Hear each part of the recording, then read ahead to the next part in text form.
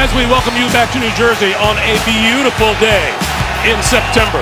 Temperature in the mid-60s and only partly cloudy. The New York Jets have won the toss, and in a real twist for them, they've elected to receive. They usually defer the opening kick.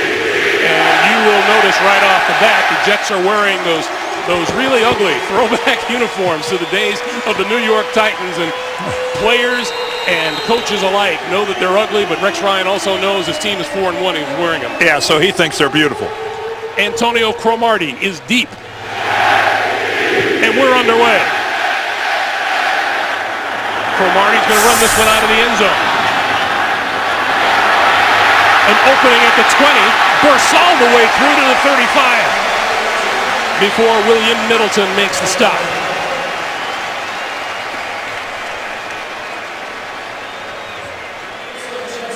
So the Jets are on offense, and Mark Sanchez, he put it up 44 times against Dallas last week. That ties a career high for him. Don't look for that today. He completed 26 for 335 yards, 2 touchdowns, and an interception.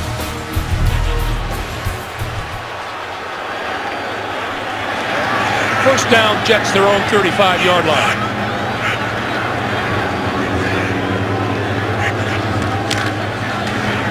This is Sean Green for a couple.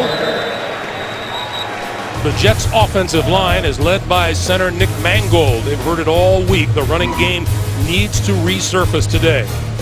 And Mark Sanchez has plenty of weapons, including tight end Dustin Keller. The Jaguars, well aware of him. They say, Dan, he's a tight end who runs like a wide receiver. 2nd and 8.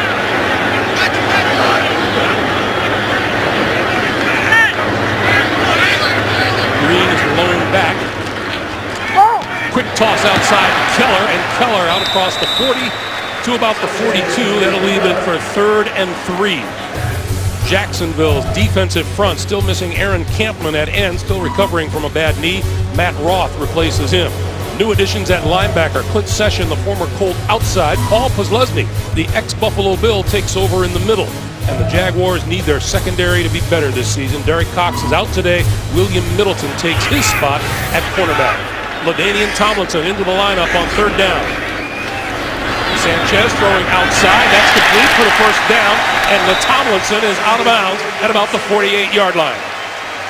Well, you just see LaDainian Tomlinson's role on this football team right now. He's content with it, and it's Sean Green is going to carry on 1st and 2nd down. On 3rd down, it's Tomlinson, and look at his hands.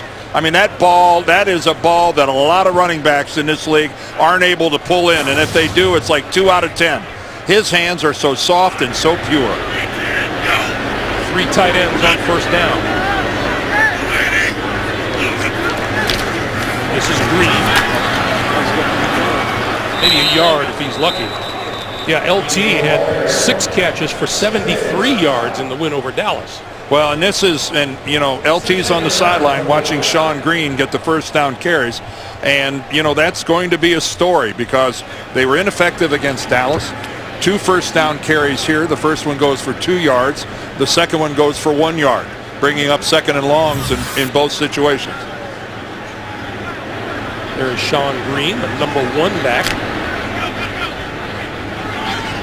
And the new middle linebacker this season for Jacksonville, Paul Posluszny. On 2nd and 9. Sanchez. This side of the field, wide open is Keller. Keller inside the 20 to the 17. And you heard Greg just a couple of minutes ago talking about how Dustin Keller can run and get separation. And as he goes down the middle of the field and then becomes a crossing pattern, you can see right there that Courtney Green wasn't expecting that change of direction by Dustin Keller. And Mark Sanchez, justifiably so, in love with Dustin Keller. He's got downfield speed, kind of like Aaron Hernandez has with the Patriots. And boy, when you can do that, and that's unfortunately what the Jaguars are going to miss today with Mercedes Lewis being out. Well, there's some confusion between Mark Sanchez and the sideline, so the Jets burn a timeout, and we'll be back after this. Not since the 3rd of October in Buffalo last season have the Jets scored a first quarter touchdown, and they'd like to bring that streak to an end right now. One of the reasons, Greg, they defer a lot of times and give the other team the ball. Rex likes his defense out on the field first. On first down, the fake to Green. Sanchez over the middle. Touchdown! Santonio Holmes. Well, I think his quad's okay. And I think that streak is gone. And the streak is gone. If you watch Santonio Holmes during warm-ups like we did, he was moving really slowly. He was afraid to really test it, but look at him get up and elevate. And, of course, the double pump by Mark Sanchez, it allows Holmes to do that triple move, and that was really something. That's asking an awful lot for Middleton to stick with a guy through that long. Great protection by the guys up front. And for all the emphasis to be put on the running game, there were 60 passing yards on that drive and 5 rushing yards, but it results in a touchdown here in the first quarter. Santonio Holmes on the receiving end of a Mark Sanchez touchdown pass. And it's a 7-0 New York Jets lead.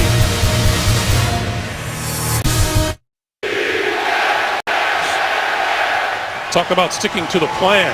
Win the toss, drive down, and score. And there was a lot of excitement on the Jets bench. I thought Brian Schottenheimer was going to jump out of his skin.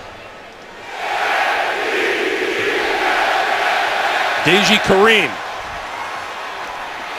lost the ball coming out of the end zone, picks it up, and is buried short of the 10-yard line.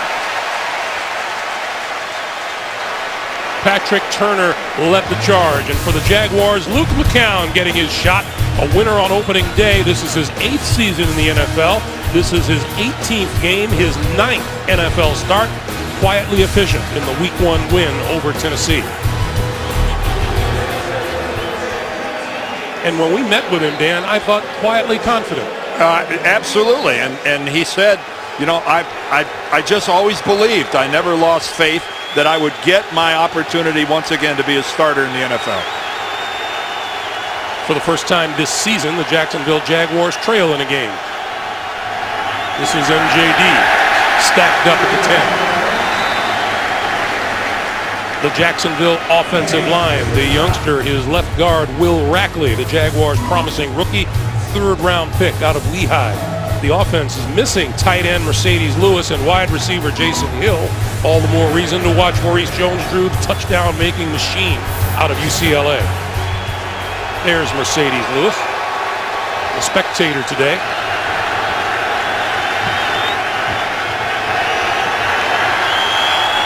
Jones-Drew picked up a yard at 2nd and 9.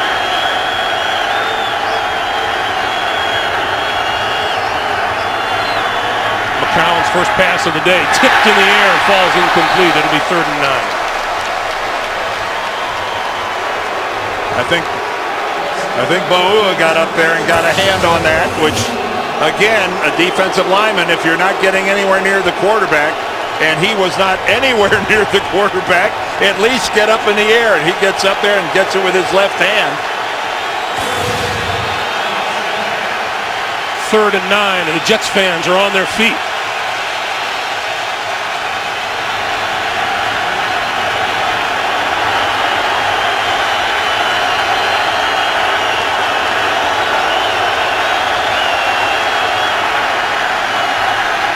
McCown running out of time in the end zone. It's a safety. It's being ruled a safety on the far side of the field. It looked like a safety to me. Scott Green is our referee. The rookie Muhammad Wilkerson made the sack. It is a safety. Well, again, you never know what you're going to get from the Jets in 3rd and long. This is strictly a 3-man rush. And to give up a 3-man rush safety is really embarrassing. That is really tough. And how exciting for the rookie Muhammad Wilkerson to get a safety. But to do it on a 3-man rush, 3 guys against 5, and you end up with a safety. Wilkerson, the first-round draft pick out of Temple, gets 2 points on the board for the Jets. Thursday on CBS, CYTV Guide calls Person of Interest a must-see mystery. Emmy winner Michael Emerson and Jim Caviezel star in Person of Interest, premiering Thursday, only CBS. Now, a safety is a scoring play, just like a touchdown, so it's subject to an automatic review by the booth, and that's what they're doing right now. Scott Green is under the hood trying to figure out if when Wilkerson actually grabs a hold of Luke McCown, is he in the end zone or not? You can see right there, McCown is giving ground. He gives some ground as he's approached by Wilkerson. And Scott Green is going to have to see enough to overturn the call on the field, which was a safety. And it was made by the linesman who's right down the line. If it stands, the Jets will have scored 9 points in 64 seconds. Here's Scott Green. After reviewing the play, the ruling on the field stands. It is a safety. If Luke McCown would have stood his ground, now that's easy to say with a 300 and some pound guy coming at him, but he kind of takes a little bit of a half step back. And I think this was so close that Scott Green just doesn't see enough to overturn it. At first blush, I thought it was a safety easily, and then the more I look at it, I'm thinking, wow, that he might have actually been in the field of play, but there's no way he could overturn it.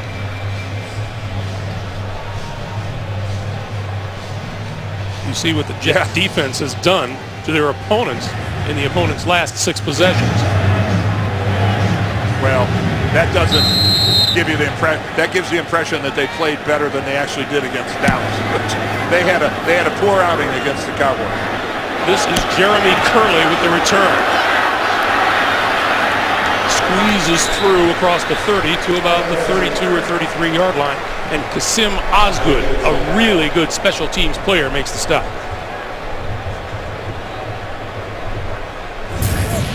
Well, the Jets on the opening drive of the game, very efficient, not so much running the ball on first down, but Mark Sanchez goes to the air to Keller, to Tomlinson, back to Keller again, and then this beautiful catch in elevation by Santonio Holmes to finish off the drive. But again, they're not happy with lack of running on first down, the success thereof.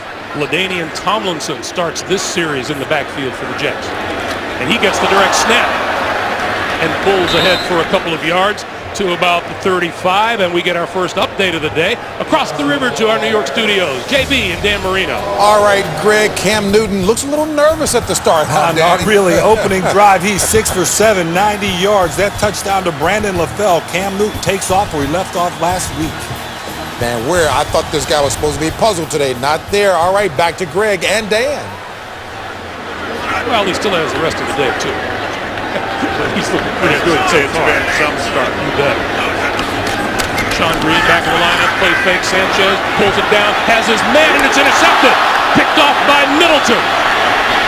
And Middleton still on his feet and knocked down just shy of the 50-yard line.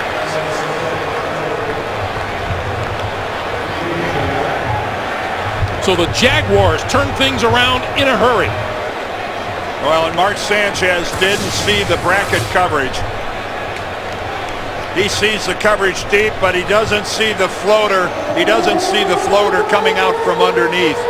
He did not see Middleton. He sees Landry deep.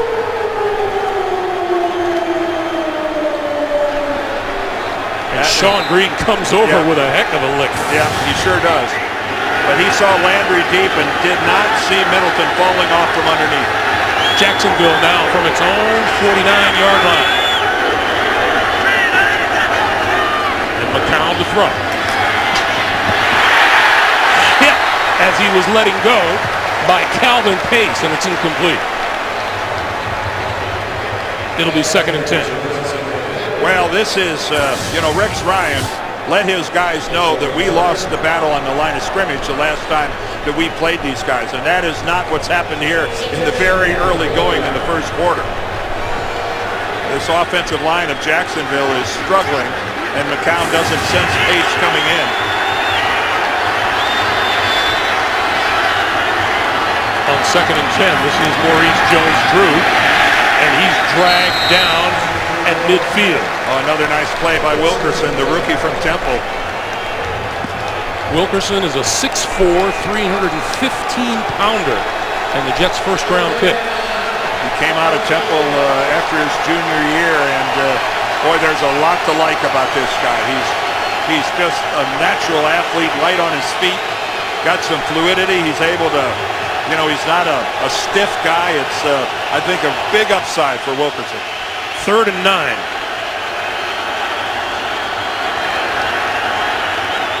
That'll be an offside, an encroachment, and that ball's incomplete, but Jaguars will get 5 yards out of this. Jamal Westerman looked to be the player offside for the Jets. Offside, defense, number 55, 5-yard penalty, 3rd down. And that is the New York Jets' first penalty of the young season. Yeah, he had a foot in the neutral zone. He got fooled by McCown's snap count.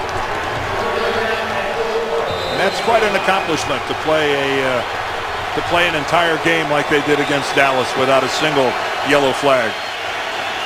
Or without getting caught. Yeah, see, why do you take that point of view? 3rd and 4.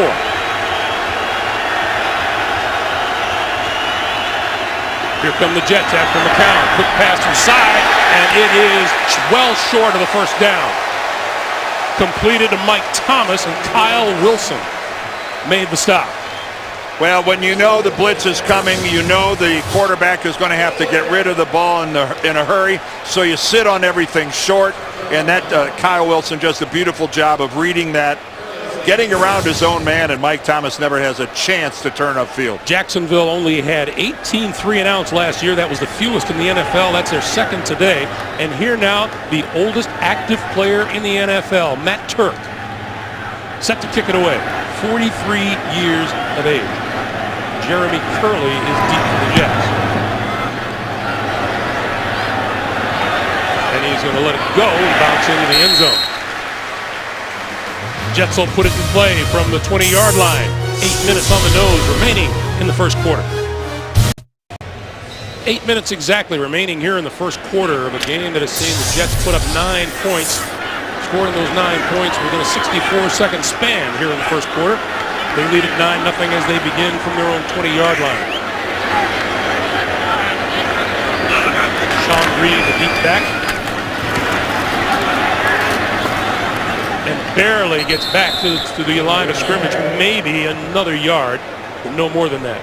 And I know for Jets fans, it's nice to have a 9-0 lead, but there's some angst involved here about Sean Green and the lack of production on first down in the running game. And again, there's another 1-yard carry, and Sean Green has been handed this job.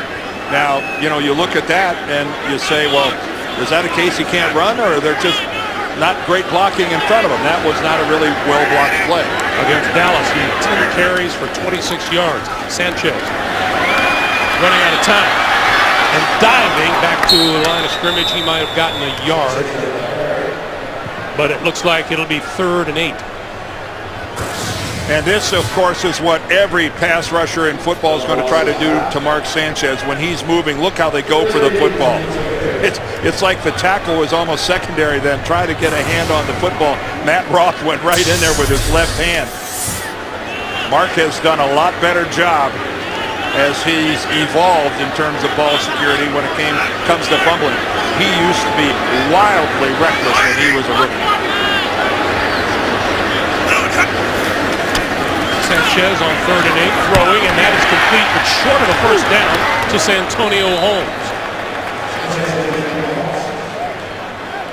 Not short by much, but short enough to bring the punting unit onto the field. No, and that's Holmes' mistake, and he knows it as he heads over to the sideline. It's his responsibility to run that curl pattern and break it off where he knows, even having to come back for the football a little bit, I'm still going to have first down yardage. And while he missed by just a hair, it's still a miss. T.J. Conley will kick it away for the Jets to Cecil Shorts, who, according to the Jaguars, has an upside through the roof. Tries for the fair catch. He was penalty marker is thrown, and that will go against the Jets. Yeah, Marquise Cole interfered. No doubt about that. You got to stay out of the way and give the opportunity to catch the football.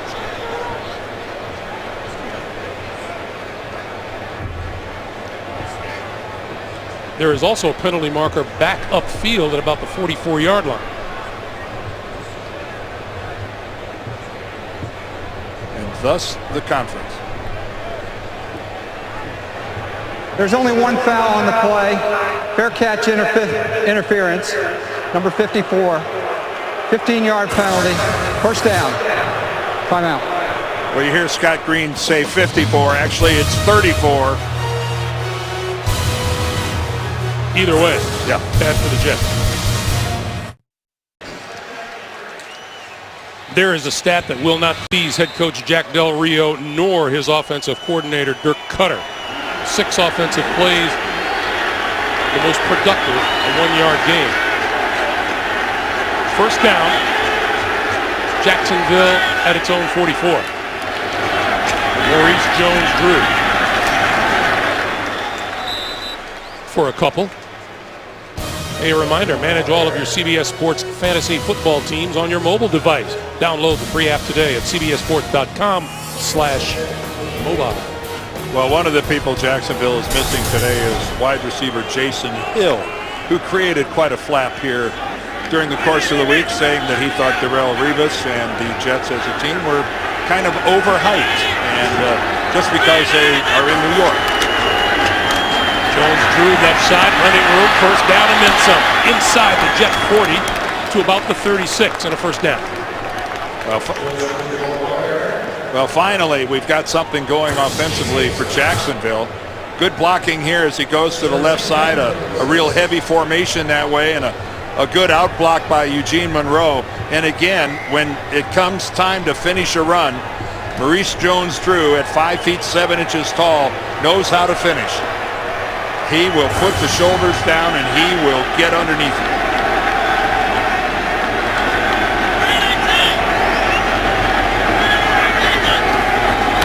Jones-Drew going to come this way, and this time dragged down for a loss back at the 39-yard line by Calvin Pace.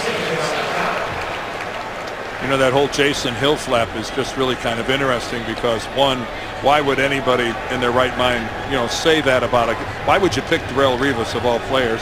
And secondly, you're not suited up for the game. You're injured. You've got a bad hip. You're not playing. And wow, that takes talking trash to an entirely new level of not backing it up. And Jack Del Rio just wanted to bury his head. Wanted to bury his head. I would have loved to have heard what he said to him in private. Second and 12. He said they had a talk. McCown will shovel pass to Jones-Drew, and they're back to about the original line of scrimmage. Well, that was lucky it even got back to the line of scrimmage. The Jets were all over that. I mean, right there, and that's just Calvin Pace does just a wonderful job of identifying that, coming off his outside responsibility, coming back in and instantly hitting Jones-Drew. Calvin Pace is having an all-world first quarter. Calvin Pace is a heck of a football player and has been for a long time. 3rd and 10. McCown out of the shotgun.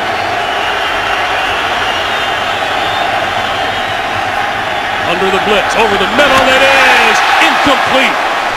And close to being picked off by Eric Smith. Eric Smith rolled an ankle in practice this week. Looked okay on that play. Yeah, he did. And again, though, he's coming across. Eric Smith, it looked to me like he undercuts it beautifully. And I don't know if I'm trying to figure out, did he get his one arm hit as he's coming across? Yeah, maybe just enough contact with Mike Thomas to interfere with his actually making the interception. Well, Josh Scobie is about to attempt a 55-yard field goal.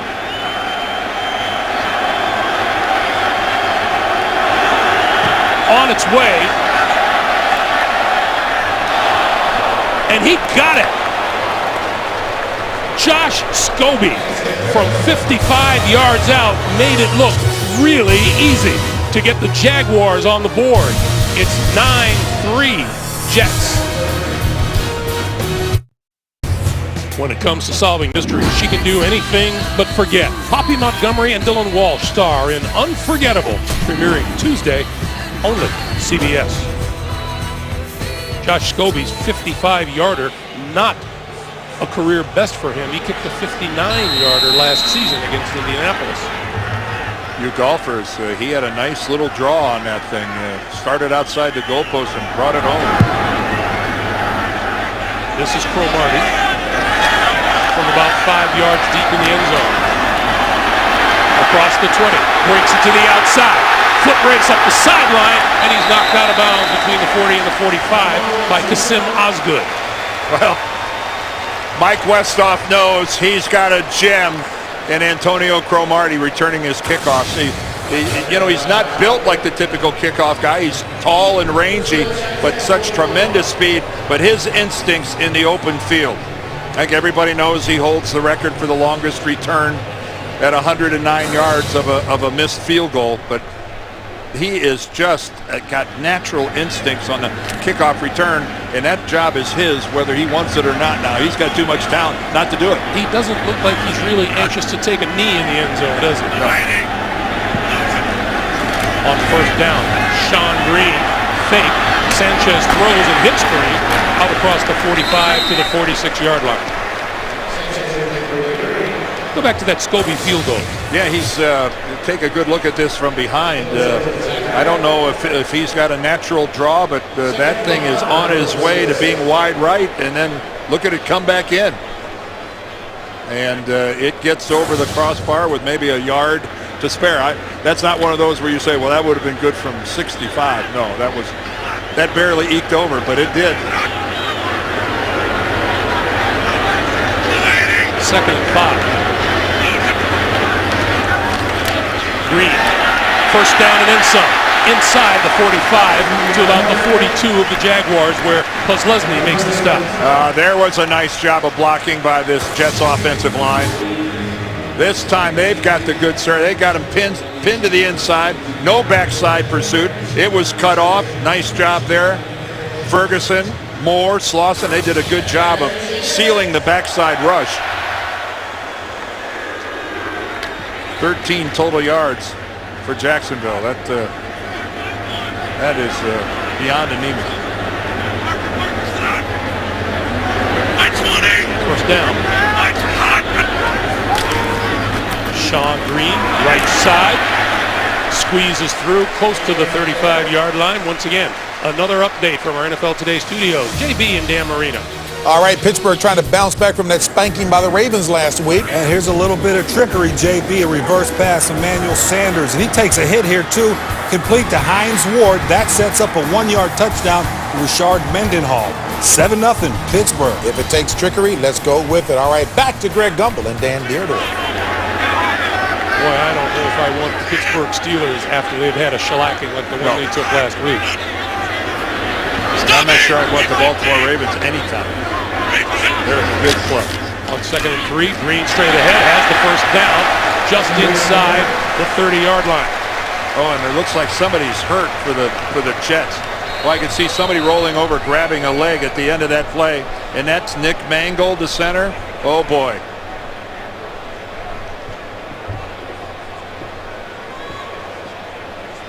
Let's take a look and see what happened to 74. There's Nick Mangold on the right of your screen, and there you go. The traffic lands right on top of him. Darryl Smith, the linebacker, falls right on the back of his legs. And he is up and he is limping on his way to the sidelines. He may hit someone on his way to the sideline.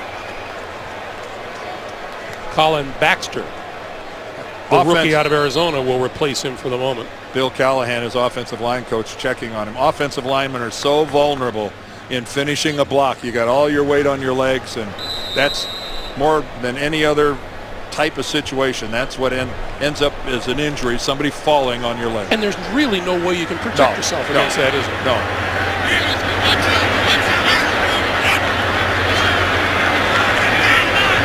On a first down, just inside the 30-yard line.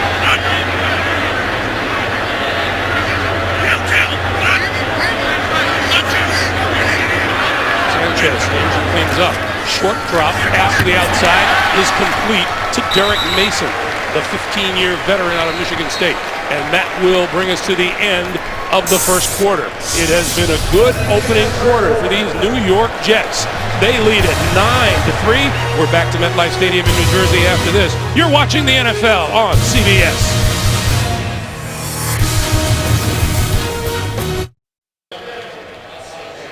It was a very dominant first quarter for the New York Jets, who registered 114 total yards to Jacksonville's 13. Yeah, well, right now, some of that without Nick Mangold being in there is tarnished a bit.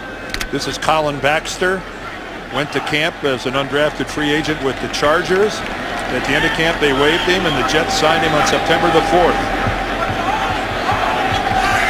2nd and 3. From the shotgun, Sanchez, pump fake, pulls it down on the move and throws it out to the side, where getting nailed is Sean Green after he makes the catch. Rasheem Mathis was right there. And Nick Mangold, reluctant to sit down. I mean, he really is the old cliche, trying to walk it off. That's what he's doing. And he has been in constant motion ever since he went to the Jets sideline. Mark Sanchez's first quarter number. One interception kind of takes the damper off of it, but good solid first quarter against the Cowboys, and then again today. On 3rd and 2, they'll try it on the ground. Sean Green tripped up and goes down at the 20. He would appear to be about a yard short of a first down. Matt Roth, Tyson Alualu combining on the stop. Jet fans want Rex to go for it. Not going to happen. Rex is a defensive coach that you don't want to get this far down there and come away with nothing and do that to your defense. We're told that Mangold's return is questionable with that ankle injury. Meanwhile, here's Nick Folk to attempt a 38-yard field goal.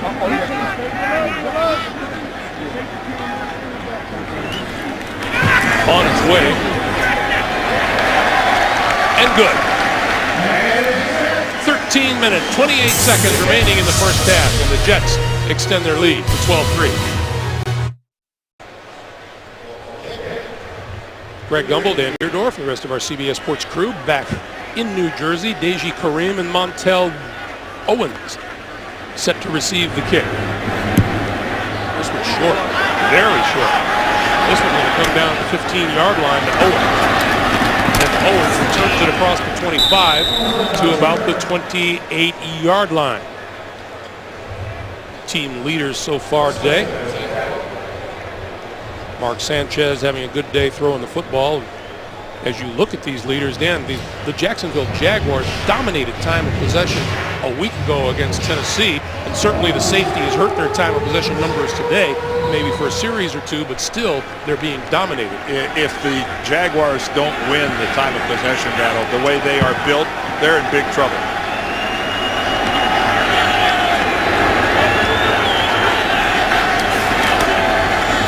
Maurice Jones-Drew tries to bounce off the tackler and gets a couple of yards once again to James Brown and Dan Marino. Got it. Hey, Dan, Cutler and the Bears did what last season? Well, they did win the division, JB, that's for sure. And Jay Cutler, perfect play-action pass right here to Dane Sossenbacher.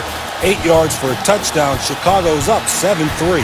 Not a lot of preseason talk about the Bears, but they're getting it done. Get her done. Let's take it back to Greg and Dan. I do believe JB is developing an accent. Did I hear a get her done from JB?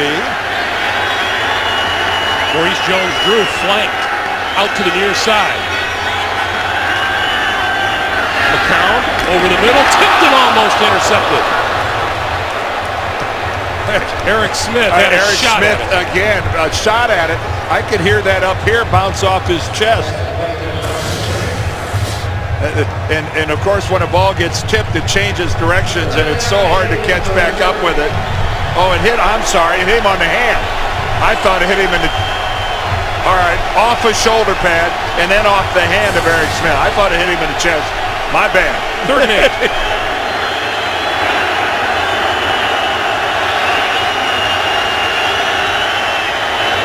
See if the Jets come after McCown.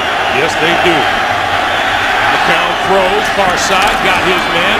Mike Thomas with the catch, and out of bounds at about the 49-yard line. A good job by Mike Thomas of staying alive. But this is an overload blitz. It's all going to come from the left side. Look, nobody comes from the backside at all. That's a classic Rex Ryan blitz.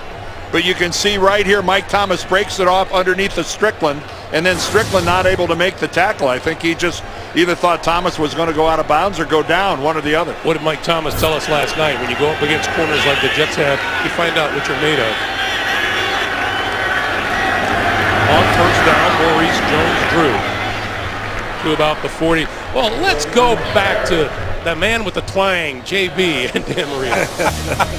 I threw Dan off as well. Go ahead, Dan. Pittsburgh. Well, look, it's a perfect executed draw play right up the middle, 20 yards. Isaac Redmond for the touchdown, putting Pittsburgh up 14-0. Let's hear that twang again. Hey, Greg and Dan, those are my Mississippi roots on my mother's side. Let's get her done. Back to Greg and Dan. That's nice, JB. That's nice. That's a nice one. JB, the TV guy.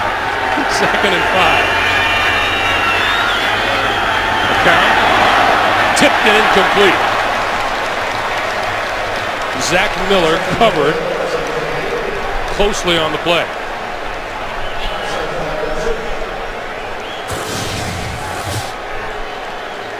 Well, first of all, let's see what kind of pressure McCown is under. I would call that a lot. Bart Scott puts him on the ground, and then David Harris had the coverage. There's the backup quarterback and the only other quarterback on the roster for the Jaguars, Blaine Gabbert, first-round draft pick out of Missouri. 3rd and 5.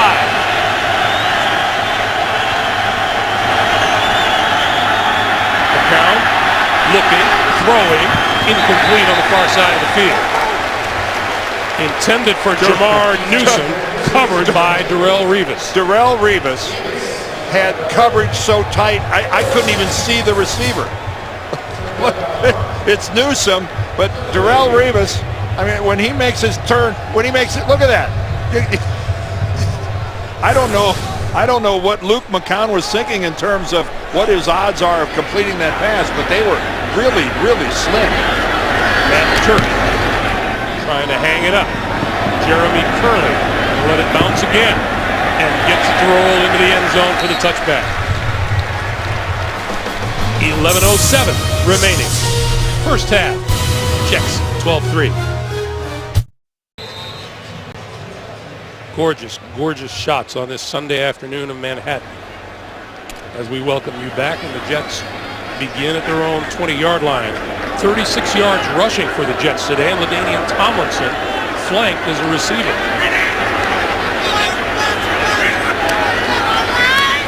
Sanchez eludes the pressure and slides down at the 25-yard line, and a late flag comes in. Darrell Smith hit him a little bit too late. Personal foul. Defense, number 52. Helmet-to-helmet contact as the quarterback went down. 15-yard penalty. First down. Well, first of all, what a nice job by Sanchez of getting away from Roth. And then he pumps it, and as he's going down, and you can, this again, Darrell Smith had the option, it looked like at the last minute, to sail over the top of Sanchez, making contact, hitting him with his shoulder, but it was face mask to face mask. That is going to get called. Antonio Cromartie is in motion, takes the pitch, trying to turn the corner, and is out of bounds just across the 40-yard line. Well, that's the second time now. They did it once in the Dallas game.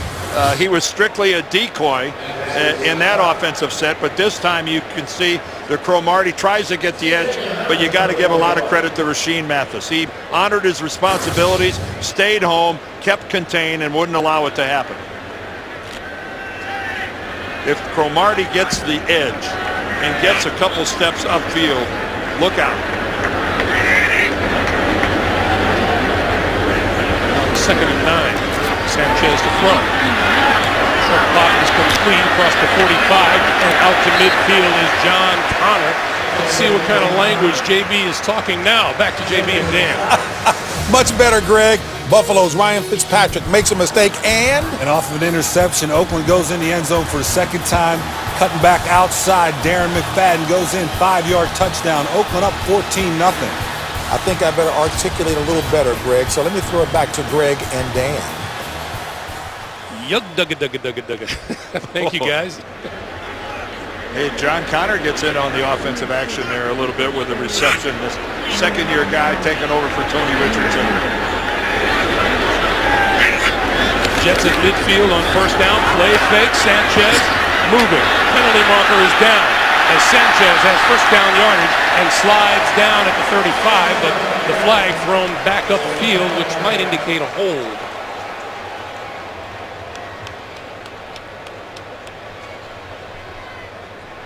Personal foul, number 78, offense grabbing the face mask, 15-yard penalty, first down. That's sort of a hold. Well, that is, boy, that's a backbreaker of a penalty, too, being 15 yards. But Wayne Hunter is the guy that gets flagged. He had a lot of good last week. He had some bad. He certainly a couple times had a tough time with DeMarcus Ware, but get in line. People who have a tough time with DeMarcus Ware are all over the National Football League. But Damian Woody is gone. Wayne Hunter is the guy now at right tackle. But this is, first and 25s are never very cool. No penalty yardage for the Jets last week. 35 yards in penalties so far today. Sanchez to the near side, and that's complete to Matthew Mulligan, out of bounds. Well, I'm running out of ways to throw it back. JB and Dan, take it away. That's all good too, Greg. Shades of Dan Marino here. Hey, I appreciate it, JB. Drew Brees, time to throw, looking down the middle of the field. Devery Henderson, look at this. That's a perfect throw. 79 yards for a touchdown. Saints go up 10-7. And Dan was just as fleet-footed in his day as well, too. Back to Greg and Dan. Dan Deerdorf, you and I will see Drew Brees and those New Orleans Saints a week from today as they take on Houston. Second and 19. Run! This is LT. And LaDainian Tomlinson, not much there. A reminder, keep up with the NFL when you're on the go. The NFL's mobile apps are all new for the 2011 season. Go to NFL.com/mobile to learn more. Well, they tried to get it in something a little more manageable, but they picked up 10 yards in the last two plays, but still a 3rd and 15. But this is not an exotic front you're seeing here from Jacksonville. This is just one-on-one matchups. It's not the scheme that'll beat you. Tomlinson alongside Sanchez in the backfield. That is intercepted by Mathis. Rasheed Mathis pulled it down. And he's pulled down at the 40-yard line. Second pick of the day against Sanchez. Boy, and that really looked like Mark Sanchez just locked in on it. He's got the 3 receivers to this side of the field, and he stared them down. And you saw Rasheed Mathis doing his little imitation of a flying jet. Well, Mark Sanchez has yet to throw a pass that hit the ground today. 10 completions to his teammates. And 2 picks by the Jacksonville Jaguars. Well, his defense stood tall and didn't give anything up on his first interception. Let's see about number 2. Deji Kareem with his first carry to the 45. Let's go back to the picks. Yeah, Mark Sanchez had 3 receivers right here, all the way over here. But watch it. Here's Rasheed Mathis. You'd think he's locked up on the outside, but he's going to come back in on Santonio Holmes, who's in the slot. And this is so hard for a quarterback. But you can see he just gives up on the wide out all the way to the sideline and lets Mark Sanchez, his eyes, take him right into the slot to Santonio Holmes. A real gamble. Once again, straight up the middle to about the 47 or 48 is Kareem. And for Rasheed Mathis, that's career interception number 30, which is easily number 1 all time for Jacksonville. And you talk to any quarterback in the league and they'll say he gambles. And sometimes he gets burned, sometimes he wins big. and that was a case where he gambled, but I think it was an educated gamble because Mark was really looking at Santonio Holmes. Didn't we hear somewhere that the Jets were going to run the ball today and run? 3rd and 3. I think it's called ground and pound, isn't it? McCown looking, throws, hit his man on the move. Jarrett Dillard, third-year receiver out of Rice, and that'll be a first down. Boy, and that's his first reception of the season, and this is nice touch by McCown. Now McCown is comfortable on the move. He can run, he always has, but take a look at that touch. And did Dillard get that second foot down? Did that thing? Yeah. Here comes the flag. Yeah, really. The challenge from Rex Ryan. Dillard was a little nonchalant in not trying to dot that I and get that foot down. New York is challenging the ruling on the field that it's a completed pass.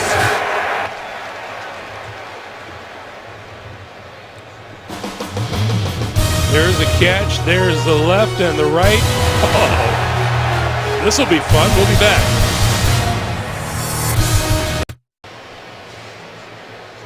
And we've looked at this a couple of times, and I don't know that we can see.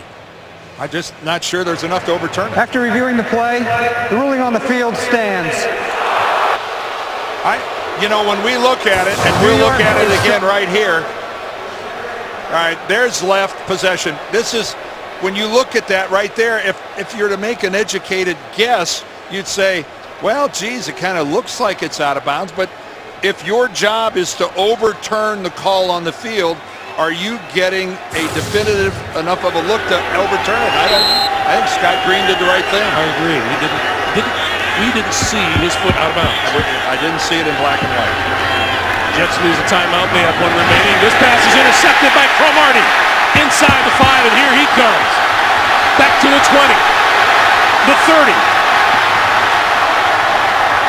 And knocked out of bounds at the 41-yard line. Well, I tell you, Antonio Cromartie just will not step out of bounds. This guy, you gotta love it. Well, this pass from Luke McCown just sails. There's no other way to describe this. A terrible overthrow as he's trying to go to Mike Thomas. That ball just floated away from him at the very beginning, and for Cromartie, this is easy pickings. And count the Jets in the area. Yeah. 1, 2, 3. No, it was a poor decision to go to that receiver, and it was really a poorly executed throw. So for the second time today, Jacksonville gets nothing off of a Jet turnover. And it's the Jets' ball at their own 40-yard line. Sean Green in the backfield behind Sanchez.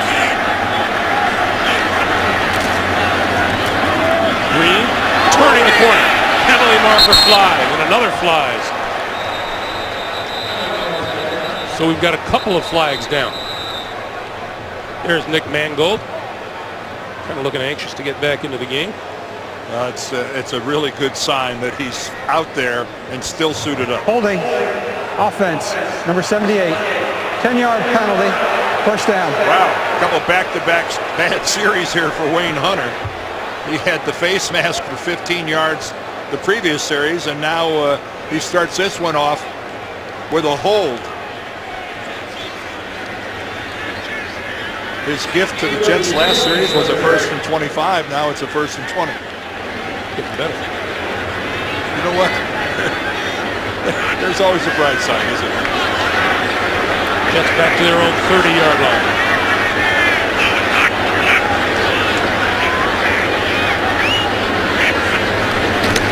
Green. Shakes attack. And gets those 10 yards back to the original line of scrimmage.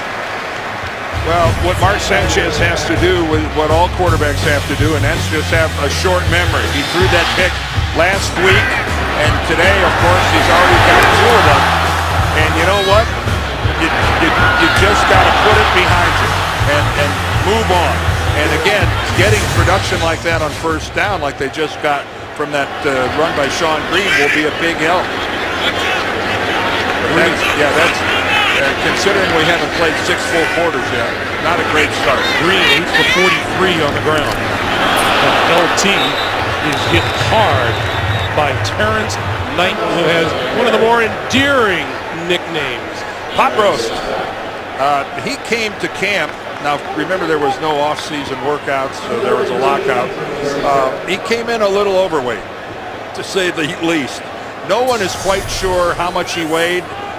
It was way up there, and he's not allowed to play for the Jaguars until he gets below 340. That's the limit that Jack Del Rio has set for him, and he's under 340, thus he's out there. But if he's under 340, it's by a very small margin. From the shotgun, Sanchez pulling it down a couple of times on the run. He's going to run for the first down and across midfield. He has it and out of bounds at about the 46 of the Jaguars. Mark looks like, why did he hit me? Because, Mark, you slowed down in the field of play. John Chick is the defensive lineman who chases him, but Mark, if you're in the field of play, you're still right there. He's stopping. What?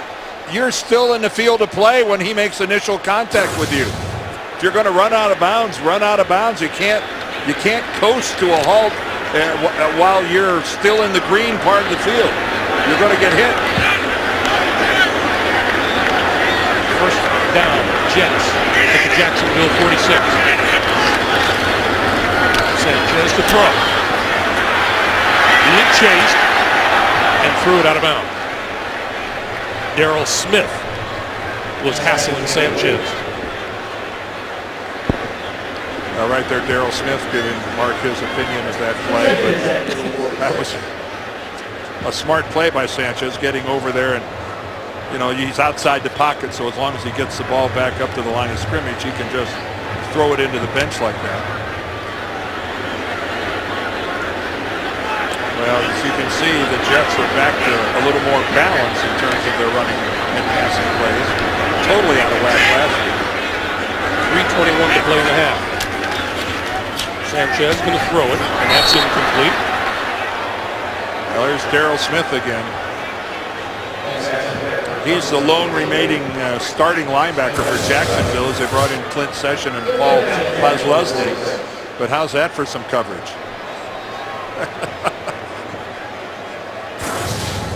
Does not get a whole lot better than that.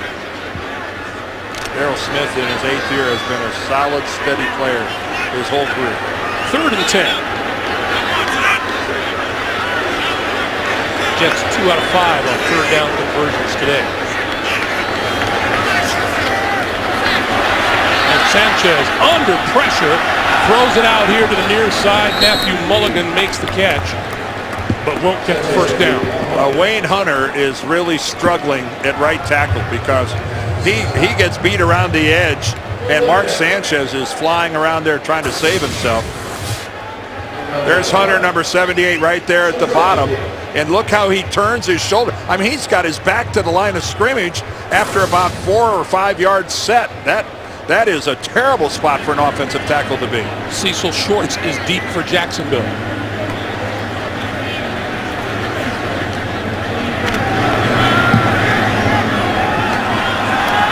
Fair catch called for and made at about the 10-yard line. And that's where Jacksonville will go to work on offense with 2:28 on the clock. Tomorrow, Dave is all new with CSI's Ted Danson. And then later this week, Taylor Lautner and Medal of Honor recipient Sergeant Dakota Meyer, followed by Craig Ferguson, only CBS. Well, now it's Luke McCown's turn to do what Mark Sanchez had to do the last time. Try to put it out of your mind that you threw an interception the last time you threw the football.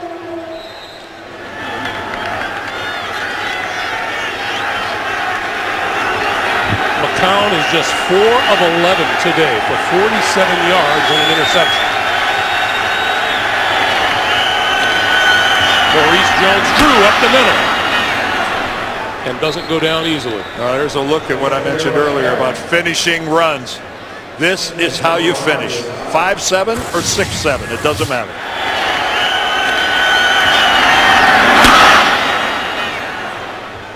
Cromartie and Eric Smith were both on the receiving end of that. Well, They get a chance to rest from that collision with MJD. 2 minutes to play. Hey, coming up, the Sprint halftime report. Join JB, Dan, Boomer, Coach Cowher, and Chris Jenkins, who is filling in while Shannon's out in Denver for his Hall of Fame ring ceremony. And our congratulations again to him. All the latest NFL scores and highlights coming up on the Sprint halftime report. Maurice Jones-Drew. You know, Bart Scott told us when we talked to him yesterday, you give him a shot and he stumbles and he keeps his balance.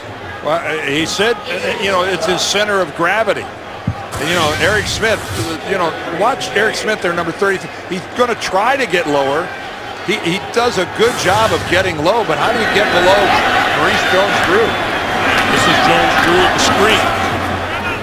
You know, the problem is when you get low on Maurice Jones-Drew, then you're down to about head high on him. And it's so deceiving because maybe I'm sure he's tired during the course of his career being written off because of he's only 5'7". But talk to anybody who plays in the NFL and they'll just tell you this might be the most powerful running back in the National Football League. Jacksonville has used one of its timeouts. They now have 2 remaining. Maurice Jones-Drew, by the way, 1,324 yards rushing a season ago. And he missed the last 2 games, with the knee injury. and he had a bad knee to begin with. You know, that's pretty impressive when you stop to think. He was hobbled basically the entire season. Didn't play the final 2 games and still cranked out 1,324 yards, and 7 of those were, you know, 7 of those games were 100 yards plus, 6th in a row.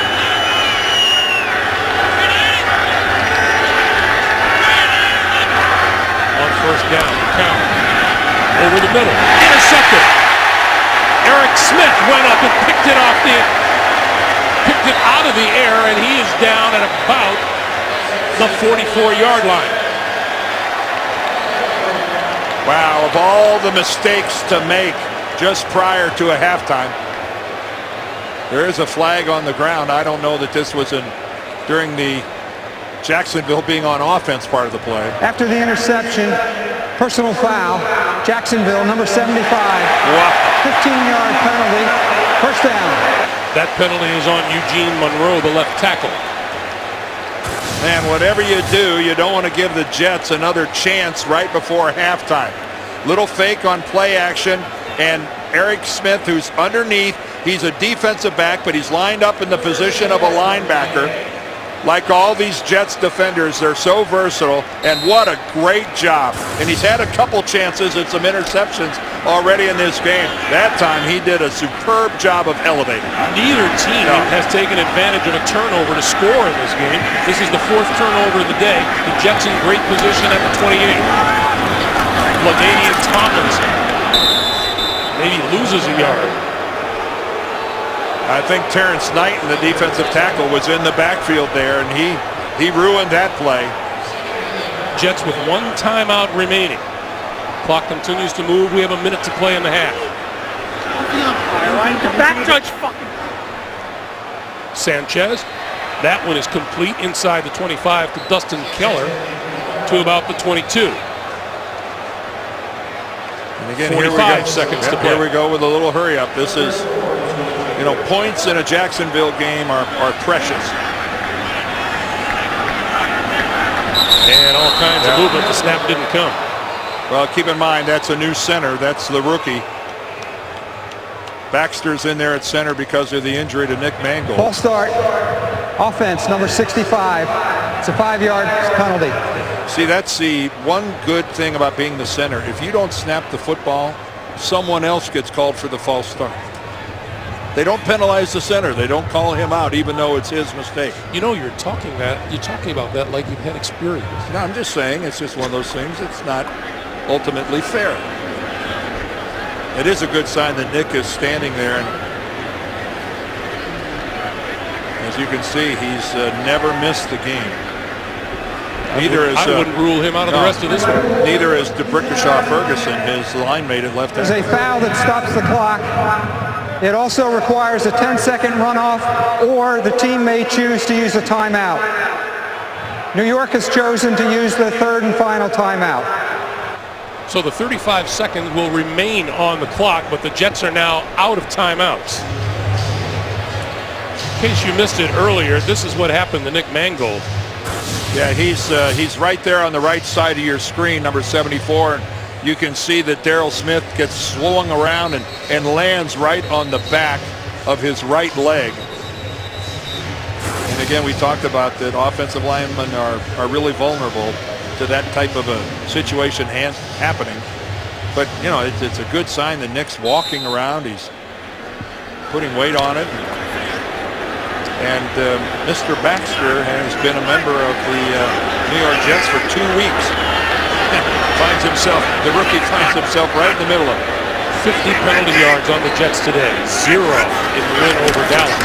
Sanchez, little pop over the middle, incomplete. In and out of the hands of LT. Wow, you don't see that very often. And LT had a lot of green space behind him if he could have pivoted and taken off downfield. That is one of the most sure-handed running backs ever to have played the game. So Nick Folk will come on to attempt what looks to be about a 45-yard field goal attempt.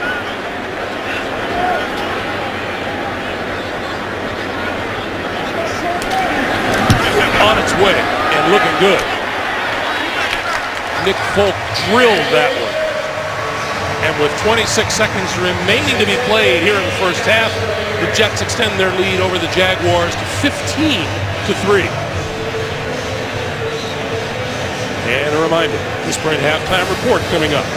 JB, Dan, Boomer, Coach Cowher, Chris Jenkins standing by with all the latest NFL scores and highlights coming up on the Sprint halftime report.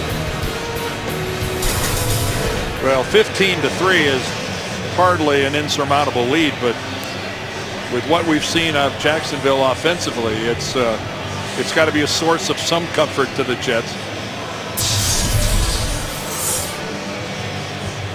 It is a beautiful afternoon here in New Jersey. The sun is out. It's mid to upper 60s. Yeah, Greg takes credit for all positive things. Hey, sun is out, all warmth and sunshine. I'll take that.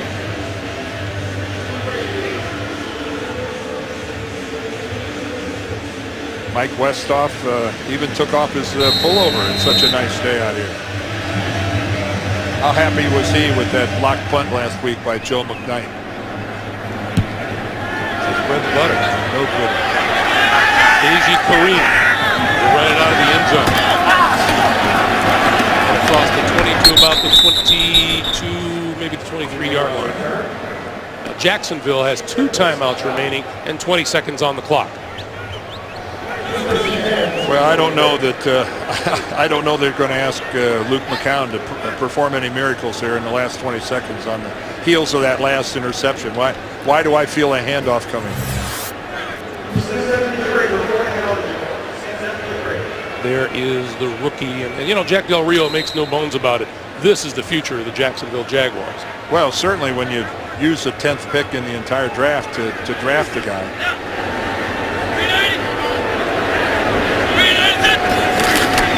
And there is the expected handoff. Maurice Jones-Drew, and that should probably run out the rest of the clock here in the first half. But the thing about Gabbert is that he's not ready yet. He's not yet ready. Keep in mind, no off-season program, no OTAs, no mini camps. Eventually he'll be there, but it's not this week and it's not next week. And everybody knows eventually he'll be there. We run out of time here in the first half, and that's the end of it. Jets lead it by a score of 15-3. Back to the Sprint halftime report after this message and a word from your local station. This is the NFL on CBS. Sanchez over the middle. Touchdown. Santonio home. I believe I'm waiting long enough. Where I began.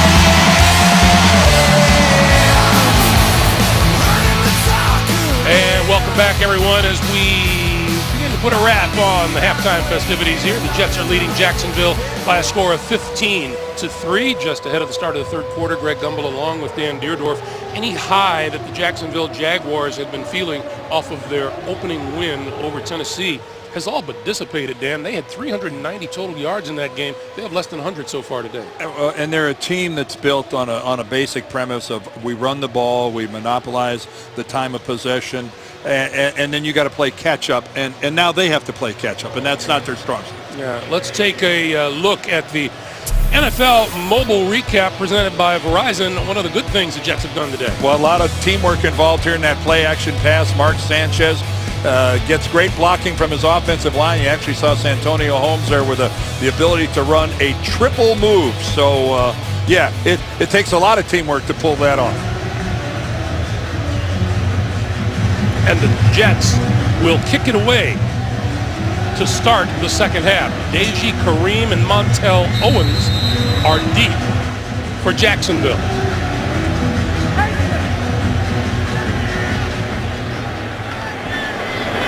Big Fulton kick. Returnable. From the 3, it's Kareem. And he is out to about the 17 or the 18-yard line as we take a look at some numbers from the first half, man. Well, you take a look at this, and really, yardage-wise, pretty good for the Jets, but you can't get past the fact that both quarterbacks have each thrown 2 interceptions. Now, it is kind of, you get 4 turnovers and a grand total of only 3 points scored off of those turnovers. The defense is doing their job, but Luke McCown is, against this defense and the looks he's going to see from Rex Ryan, might be a real interesting second half for him. Maurice Jones-Drew going to start it off on the ground and running room on the left side.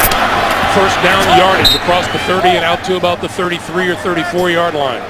Well, that's a help. That is a big help if they can get something going in the running game. And this was designed to go between right guard and right tackle, and Maurice Jones-Drew ends up going all the way around his left end with it. Great vision, and again, a good backside seal to allow him to get out there. 63 yards rushing for MJD on the afternoon.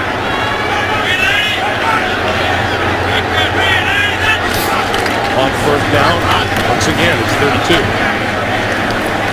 And this time he is stacked up at about the 36.5-yard line. And we asked him about Bart Scott last night, man, and he says, one thing I do respect about Bart Scott, he goes hard every play. So now, just because you respect him doesn't mean you have to like him. No, and he says, I don't. As a matter of fact, I got the impression Maurice Jones-Drew doesn't like a lot of people that we were talking about. And you know what? He's a running back. They're trying to take him apart during the course of a game. I can see it's not exactly a place to make lifelong friends. On 2nd and 7, McCown throws first pass of the second half over the middle, and that's on the money to his tight end, Zach Miller. And that is about a yard short of a first down.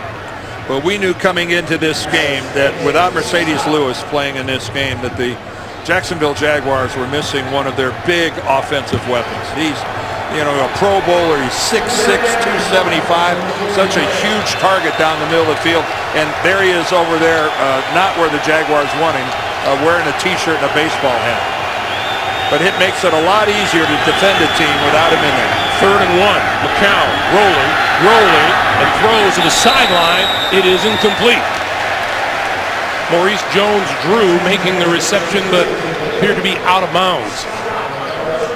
And that'll force the kick. Well, a drive that looked a little promising with a couple of good runs at the beginning stalls. But it wasn't exactly a quarterback clinic being put on in the first 30 minutes of this game. I'll be interested to see if Mark Sanchez settles down and has a good, productive second half. Jeremy Curley, the rookie from TCU, is deep for the Jets. And that Turk, look at how high he gets this one. Fair catch called for, and then he lets it bounce, and it takes a jet bounce all the way back to the 30-yard line. So Sanchez in the offense, back to work after this. 15-3 Jets. Hey, our thanks to the MetLife Blimp for providing terrific aerial coverage of all the drama below. Look for MetLife Blimp's Snoopy 1 and 2 when they pass through a town near you. On first down, this is Sean Green, and Green hit as he crosses the line of scrimmage and out to about the 31-yard line.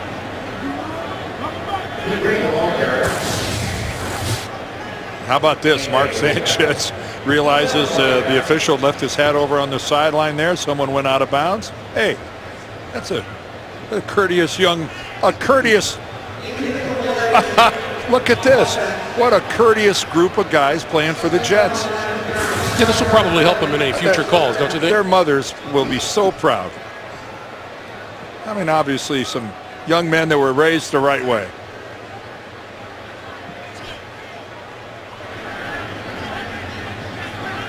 Meanwhile, the Jets were just called for an illegal formation, so obviously all that do-gooder stuff didn't do them any good. They're at the 24-yard line, 1st and 15. There's an early snap. Boy, that play looked bad right from the get-go. Vijay Duzable in on Sean Green, who is slow getting up.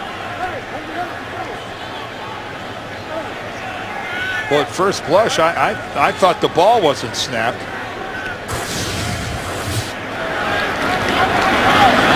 It almost looked like it was snapped early. And again, Nick Mangold is over on the sideline, and Colin Baxter, a free agent rookie, is playing center.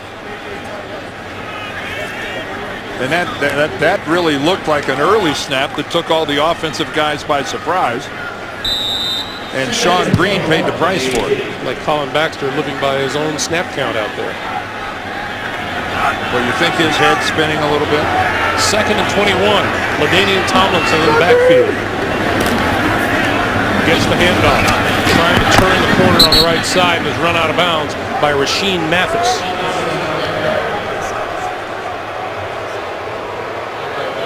And you're starting to hear a little grumbling from the assembled masses here, MetLife Stadium, about this Jets offense just not sinking at all today. They had the one really good drive that culminated in a touchdown pass from Sanchez to Santonio Holmes. 3rd and long yardage. And they're going to run it. Tomlinson wrapped up before he reaches the 25-yard line. Here come the boos again. Well, you've got a strong defense. It's apparent your offense is not really clicking.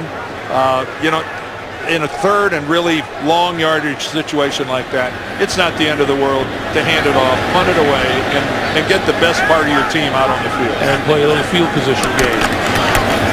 Cecil Shorts hoping for a return here. Dodges the first tackler and is run down at about the 43-yard line. 10:45 to play, 3rd quarter.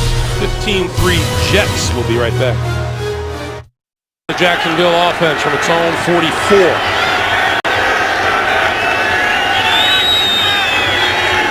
Maurice Jones-Drew, the deep back, takes the pitch, looking for a block and finds a hole up the middle. Into Jet territory to the Jets' 46-yard line and close to a first down. That may be enough for a first down. And Jacksonville really in a run formation. They've got an extra offensive tackle in the game. That time Eben Britton is playing tight end, and he's to the point of attack. He gets a great block. Jones-Drew cuts in right behind him. But boy, Jacksonville really declaring themselves being in a run formation and still executing. Jones-Drew again. Dipping outside. This time he's thrown for a loss. You know, you talked about how he has an edge to him, Dan. And the fact is, you know, we've known him for years, ever since he came into the league. And you know he is just tired of hearing that he's too small to play this game. Yeah, and you know, I know that, I don't know what the view is from down there looking, you know, standing in an NFL huddle. But you know, I just have to think that a chip on your shoulder is always positive. I mean, it's in this game it helps, but the reality is you can't have any more respect around the NFL than Maurice Jones-Drew has. McCown, the throw. On the crossing pattern, Mike Thomas, incomplete. Terrific effort for the ball, but it touched grass. Well, Mike Thomas, all 5'8" of number 80, he tries to squeeze every inch out of his frame in laying out for this pass. Look at that. But you can see, yep, it bounces off the ground and then up between his legs.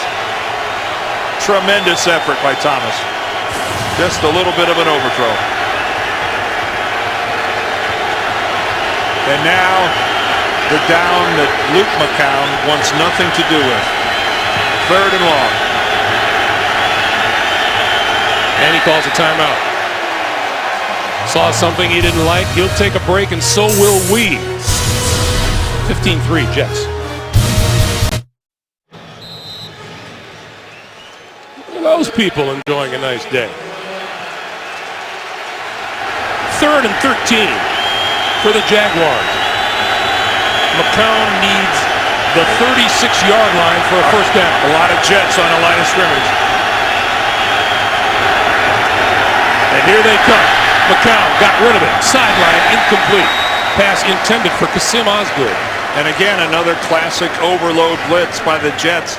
Almost abandoning coming from one side, but from the other side, more people than you can block.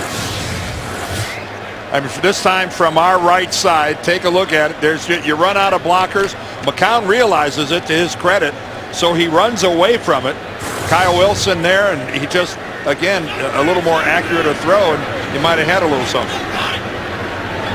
Jeremy Curley deep to the Jets at his own 10. Matt Turk has been booming today. And this one, he drops inside the 5 and bounces back to about the 7. 43-year-old Matt Turk, nice job.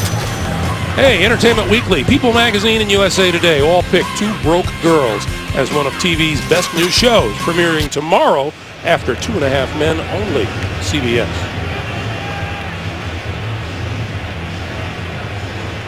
Kasim Osgood getting a little attention. Meanwhile, the Jet defense, how's this? The last 13 drives by an opponent. 2 fumbles, 3 interceptions, 6 punts, a field goal, a safety. Good news is Sean Green is back in there after that big hit he took last possession. Sanchez throwing over the middle, got his man Dustin Keller. Keller off to the races, across the 40 to the 45. Well, this guy just continues to get better and better.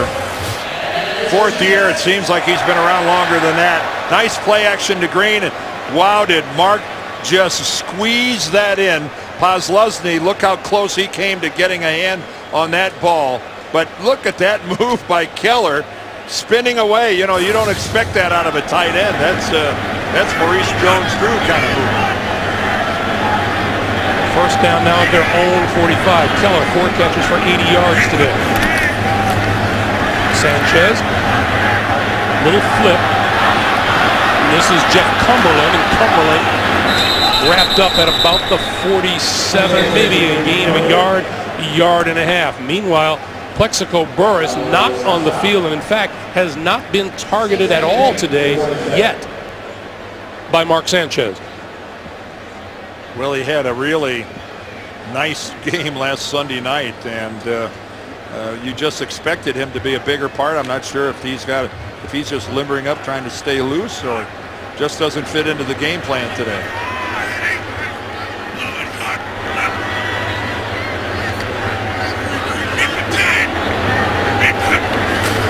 This is Sean Green spinning across midfield to the 49. We hop across the river once again. JB, Dan Marino, got it? All right, Greg and Dan, Titans are doing the job there against Baltimore. Here we go. Hasselbeck fakes it upside. Then he flips it out to Javon Ringer. He goes untouched, 10 yards for a touchdown. Tennessee battling against Baltimore, up 17-10.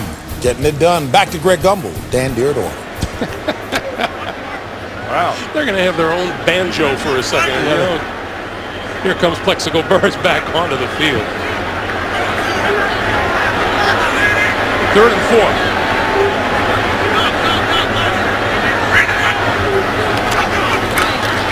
Sanchez, gonna run for it.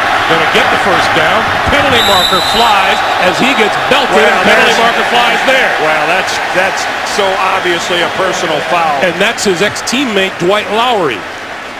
Wow. Mark was well out of bounds when he got that shove.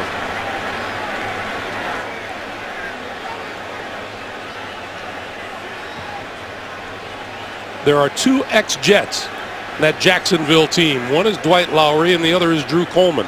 Jack Del Rio really pleading his case.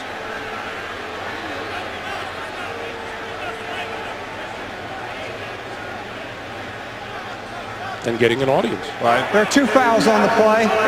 Illegal contact, number 26, defense. That penalty is declined. Personal foul, unnecessary roughness. Jacksonville, 15-yard penalty, first down. Well, this time, Mark Sanchez runs all the way to the sidelines. And he gets the shove from Lowry. You can see, you can see what Jack Del Rio was saying. When you look at it in slow motion, it doesn't look as bad as it did in live action. There's the illegal contact by Landry, riding him beyond the 5-yard zone. But Lowry, he wasn't as far out of bounds as I thought he was when Lowry first makes contact with him. No argument about that. Jets with a first down at the Jacksonville 27. Sanchez to throw. Rolling, throws, complete to Green out of the backfield. And Green very close to a first down. Greg, when we go back to that last one on Lowry, the other thing you have to keep in mind, anytime it's a quarterback, while the rules don't specifically say it's different, it is different. You can't throw dirt on him. It is different. Ineligible downfield on a pass, number 65. 5-yard penalty, first down. So that'll eliminate a pretty good gain and back the Jets up, courtesy of Brandon Moore's penalty. Offensive linemen in the National Football League have been getting away with this more and more, where they head downfield early while the ball hasn't been thrown yet, and there's kind of a grace period. There's a space in there, a cushion, if you will. And was that you? No. These guys, some guys really push it. But you've got to be pretty far down there to get called on. First and 15.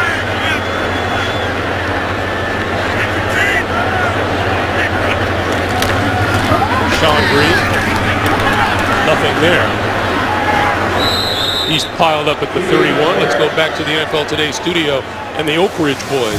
Oh, is that what Greg said? Well, let me go to the Oak guy himself. Here you go, play action pass. Aaron Rodgers rolls to his right, the safeties bite. Perfect throw to Greg Jennings, 49 yards for a touchdown as Green Bay goes ahead of Carolina, 17-13. So quarterbacks are treated a little differently, as Dan was saying? Well, they should be, especially we can say. Go ahead, Greg and Dan.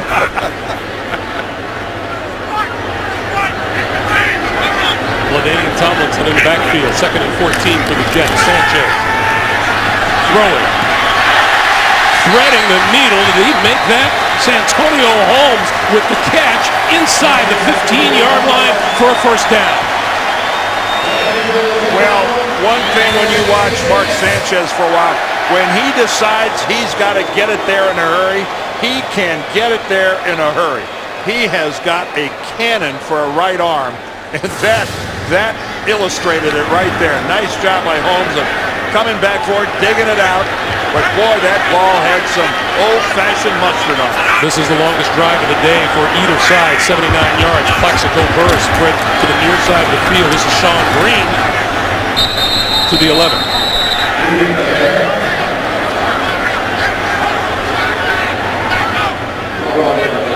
Terrence Knighton and Colin Baxter, the rookie, are doing the old push-shove deal going on in there. That's about a combined 650 pounds. Again, though, if you're part of, if you're Brian Schottenheimer and Bill Callahan and the Jets offensive brain trust, you're not happy with your first down runs. They're just very inconsistent. Burress now to the top of your screen on second and 8. Sanchez over the middle. Touchdown, Dustin Keller.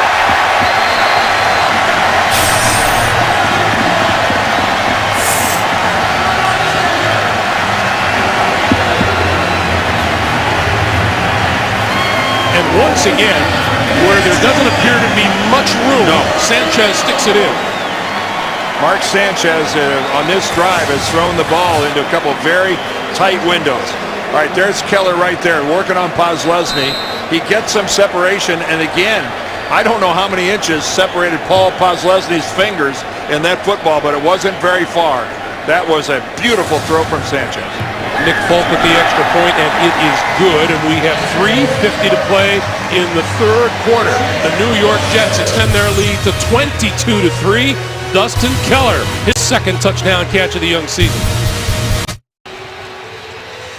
The colorful deck of the Intrepid at anchor not far from here.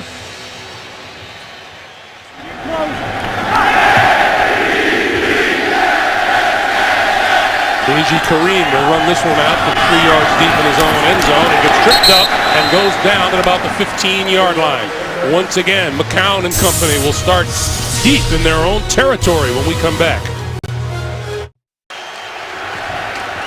One of the faster linebackers around, Paul Postlesny, wasn't quite fast enough on that touchdown pass to Keller. So McCown and the Jacksonville offense from its own 15-yard line. Maurice Jones-Drew.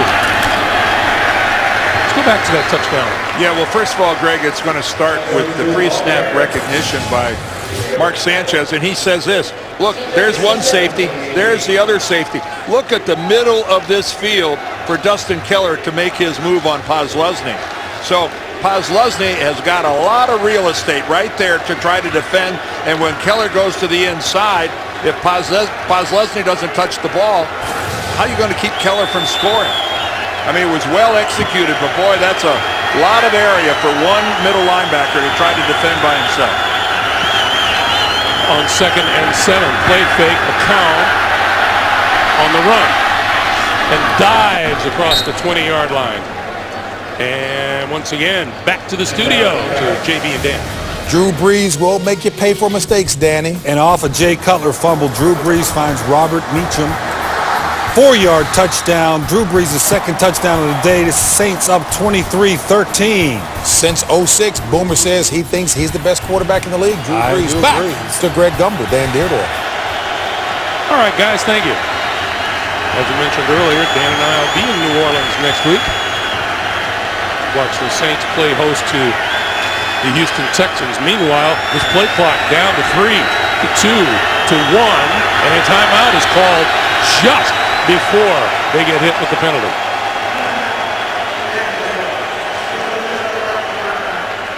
So the change was late happening on the field for the Jacksonville Jaguars. And that's 2 timeouts burned already here in the second half.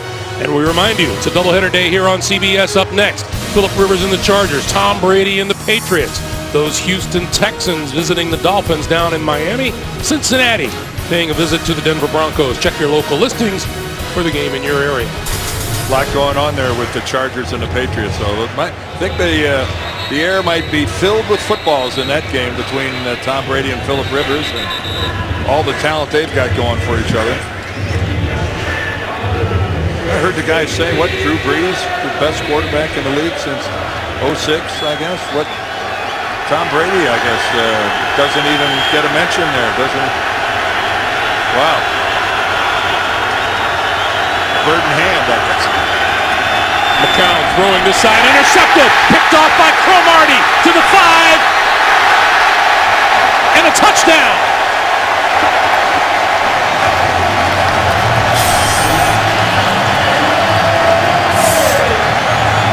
Antonio Cromartie looked like he saw that one was coming from the break of the huddle.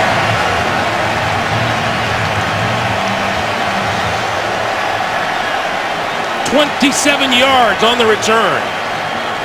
Well, again, this is Luke McCown's 9th start in his 8-year career. And you just can't make these kind of mistakes on the road against a good football team. and you don't challenge. You don't tug on Superman's cape a great deal by challenging Cromartie and Rivas on the outside in an obvious situation like that. And as is standard in the NFL this year, every scoring play will be reviewed, and this one will be too. Well, it's a close play right at the end as to whether or not Cromartie got into the end zone. But again, just so obvious, Luke McCown never looked anywhere else. You know, Cromartie was carrying the football in his left hand. That just may have broken the plane outside. Let's see this as far as does he... Switches it over to the left side. And as he flies through the air, does he touch the football on the ground? First of all, I mean, just undercutting it. That's just reading it all the way. No, his foot lands out of bounds before he gets the ball back in, but it's just a question of whether or not the ball breaks the plane.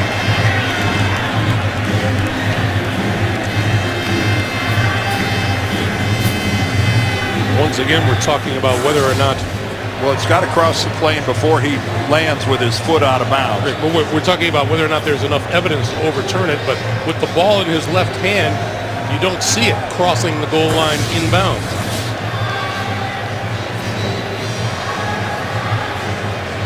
That's way on the outside.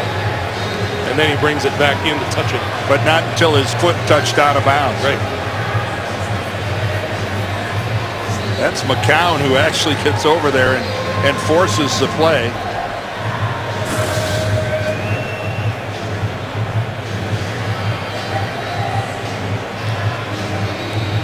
Scott Green has got to see enough to overturn it. As Greg mentioned, the call on the field was touchdown.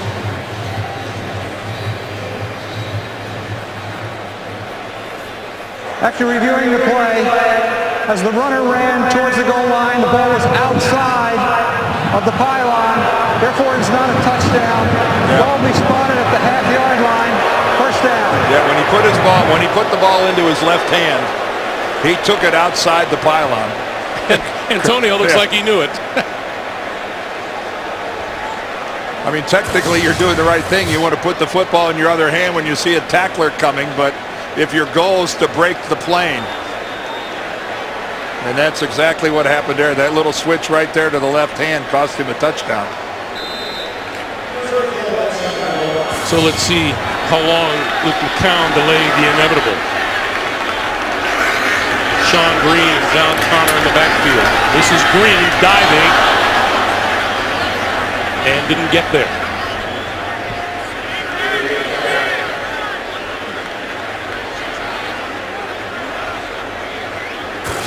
Second and goal.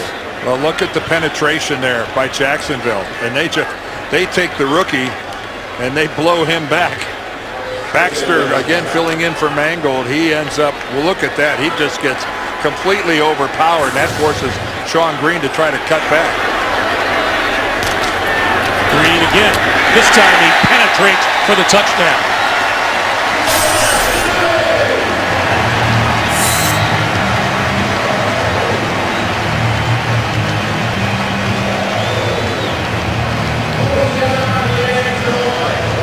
New York Jets with their first rushing touchdown of the season from half a yard out.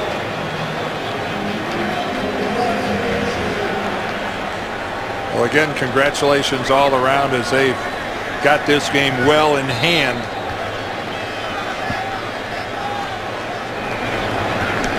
And I think we'll really see some work on the Jets running game in the fourth quarter. Jets with 10 points off 3 Jacksonville turnovers, all interceptions, and Sean Green from a half yard out dives into the end zone. Nice job by DeBrickashaw Ferguson, the left tackle. Boy, he gets some good movement. Connor comes in with a good lead block. That was the exact opposite of the play before where Jacksonville got the penetration. This time here, the surge all belonged to the guys in the old Titan blue. Yeah, look at that great block by DeBrickashaw, number 60. What a fantastic block. The numbers today for McCown on the left, Sanchez on the right. Kind of close your eyes when you're looking at those ones on the left. Maurice Jones-Drew has contributed 76 yards to the ground game. And Dustin Keller, 5 catches for 91 yards and a touchdown. Well, and of course, Jack Del Rio, Craig, telling us about Blaine Gabbert and when he's ready and when he's not ready. This might be accelerating the process here, a performance like this. We had a pretty good conversation with Jack Del Rio about what he had to go through and what figured into his decision to let David Garrard go. And he basically was saying that David Garrard was going to be the number 3 quarterback. And you can't justify paying what he would have been making as the number 3 quarterback. No. This ball will come out to the 20-yard line, and while they do that, we'll do this. Wednesday on Showtime. JB, Chris Collinsworth, Phil Simms, Warren Sapp return to cable's longest-running show inside the NFL every Wednesday on Showtime. There's Blaine Gabbert. And, he's got the tools. It came out of a spread offense at the University of Missouri, but he's still got he just didn't have the time, and again with no offseason, just didn't have the time to make it the number 1. McCown intercepted over the middle, picked off by Josh Maga. Oh, this is painful now.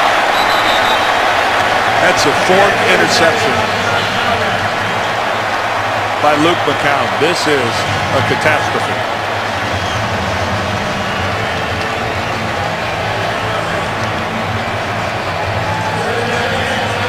Maga is the 2nd-year linebacker out of Nevada. Nothing fancy about this, just sitting in the zone. He barely has to move. And McCown trying to force the ball to Mike Thomas just either doesn't see him, underthrows it. The litany of poor decisions grows.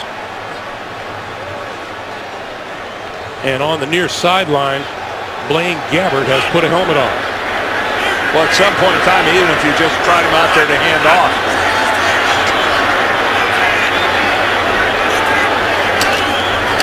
Sean Green to about the 15. And there is the rookie from Missouri taking a snap or two from the center, Brad Meester. I'm sure Jack Del Rio, under no circumstances, envisioned a scenario outside of injury where Gabbert would be in this game, but who envisions 4 interceptions by the end of the 3rd quarter? Nobody who doesn't like to be entertained by nightmares. Jets at the 16, 2nd and 7. Sanchez on the crossing pattern, Dustin Keller. Keller spins inside the 10 to the 5. It'll be 1st and goal. Well, right now, Mark Sanchez is playing a game of I'm going to throw it to Dustin Keller and you can't stop me. Brian Schottenheimer calling the plays, but again, that was some good pass protection. Mark had a chance to allow that crossing pattern to develop, and they're going to let the clock run out here in the 3rd quarter. In another 6 seconds, we will have come to the end of the 3rd quarter. With the score, the Jets 29 and Jacksonville 3. Coming back to MetLife Stadium in New Jersey after this message and a word from your local station. You're watching the NFL on CBS.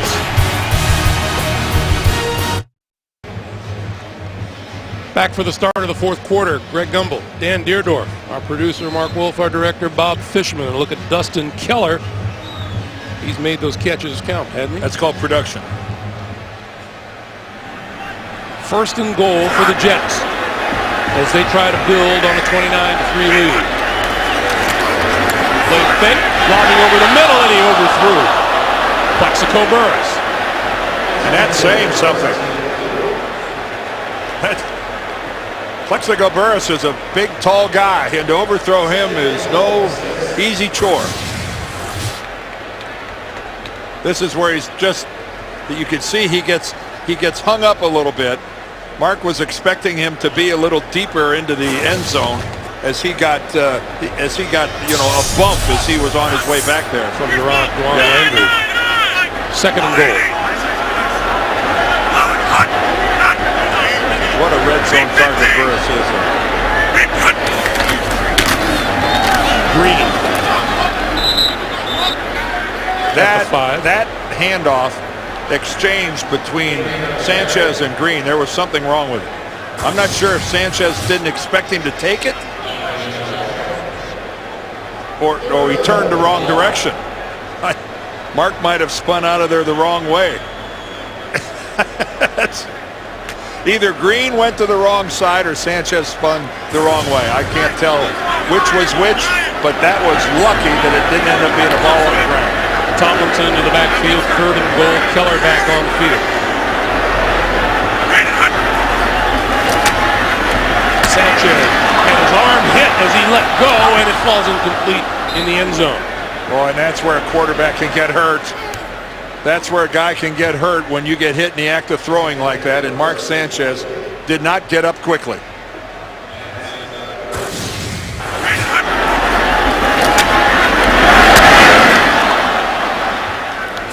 That was Matt Roth in on Sanchez. And that hurt. I mean, Mark Sanchez was down on the ground for a minute, and you can see right now he's a little shaken.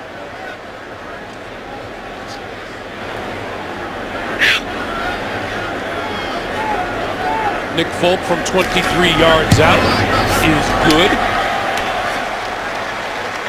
And so it is now 32-3 as Mark Sanchez tries to shake off that shot to his right arm and shoulder.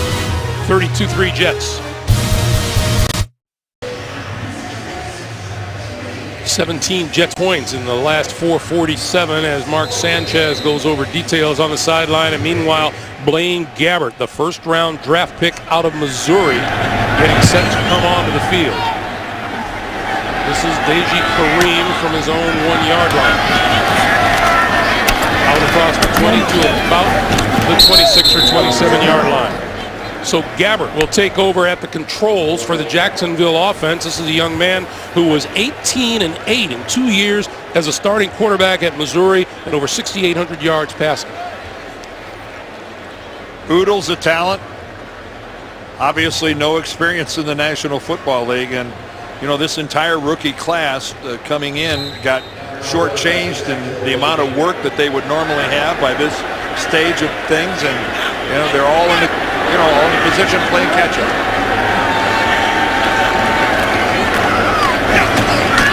Gabbert going to hand it off to Jones-Drew, and Jones-Drew out over the 35 to about the 38-yard line.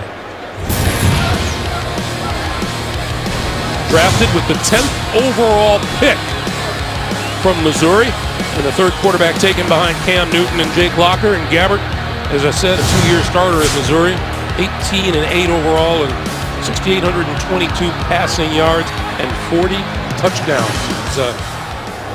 Knows how to throw the ball. Grew up about a half a mile from my house in St. Louis. I saw the kid play in high school. Jones-Drew to about the 42. Meanwhile, Luke McCown is going to have the rest of the day off, and he's had a rough day. Oh, yeah, a little sympathy involved here. 4 interceptions, a serious overthrow. There's not seeing anyone underneath. A softball to Cromartie that he almost scored on, and then this last one to McGaw. That just, it just, you can't hardly put into words what a. And that's right, sacked for a safety as well. On 2nd and 6. Gabbert to throw for his first time in the NFL. The short one to Jones-Drew. Running room, midfield, and out of bounds at the Jet 47. And, you know, down 32-3 in the fourth quarter. Now, you know, when Dirk Cutter is calling plays, it's all about protecting Gabbert. He's not a child. I mean, but you want to give him some high percentage things. You want him to experience a little success, to feel good about things, and the more his teammates can try to do to keep from having any more 3rd and 15 and 3rd and 20s would be very much appreciated by number 11. He has Deji Kareem in the backfield behind him. Play fake to him. pump fake, and he's going to go long and overthrowing everybody. Mike Thomas was deep. Cromartie was there along with him. Cromartie with 2 picks on the day, looking hungry again.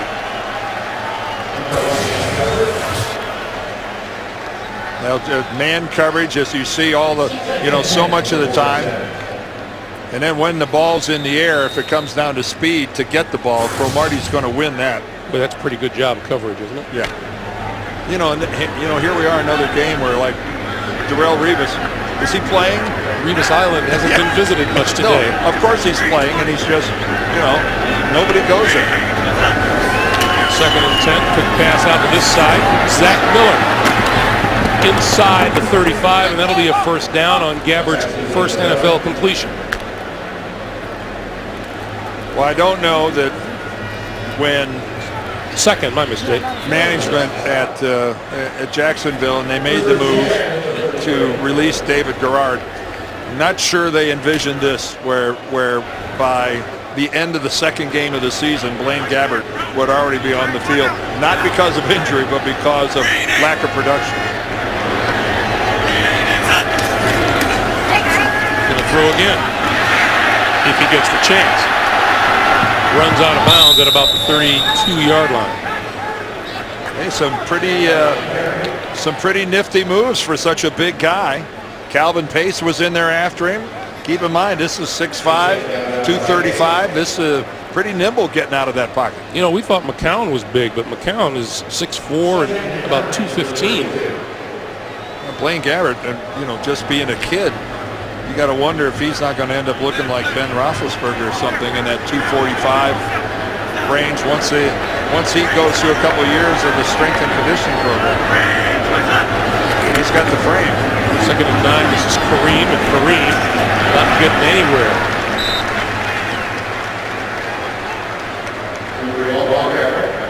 Mike DeVito, Marcus Dixon combining for the stop.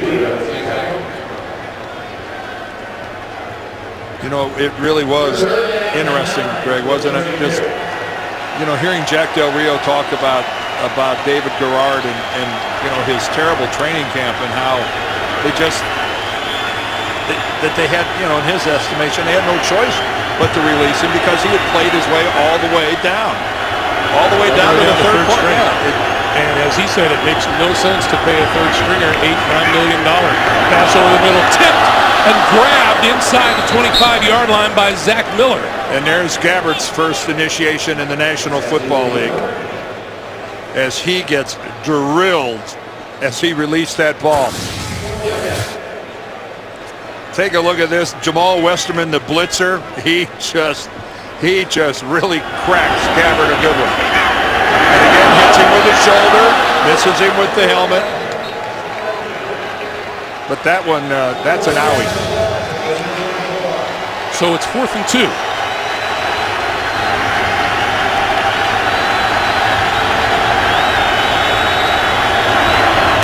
Going to give it to Maurice Jones-Drew, and Jones-Drew will be stood up short of the 25-yard line, and the Jets will take over on downs. Brian Thomas led the defensive charge.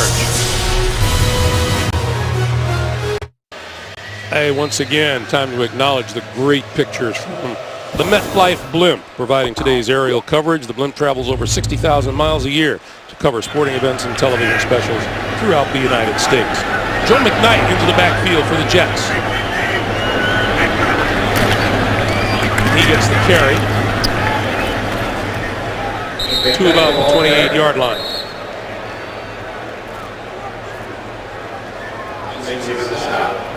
Well, the backup quarterback for the Titans today is Mark Brunell, 41 years old. After that last shot that Mark Sanchez took, well, on cue. How's that? From your mouth to coach's ears. I ears. just figured after that last shot that Sanchez took, we're not going to see him throw the football anymore. No big deal handing it off. But smart move getting out of there. 41-year-old Mark Brunell in his 19th season out of Washington. This is McKnight again. To about the 30.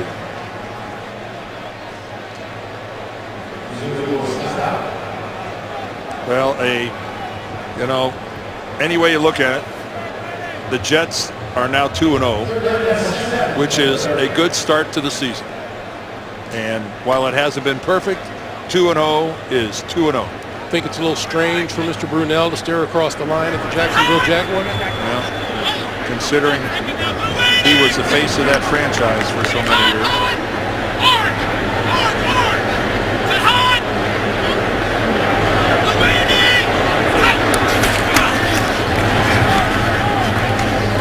And out to the 32-yard line, well short of a first down. And they will kick it away. Meanwhile, Sanchez finishes the day 17 of 24 for 182, 2-2. Well, the 2 interceptions will upset him, and the fact that he's now got 3 in the first 2 games. But those are things you can clean up. I'm sure they'll go to work on that. You know, the Jets now get ready for a 3-game road trip that really is going to test them, going all the way to Oakland, to Baltimore, to New England. That's some trip.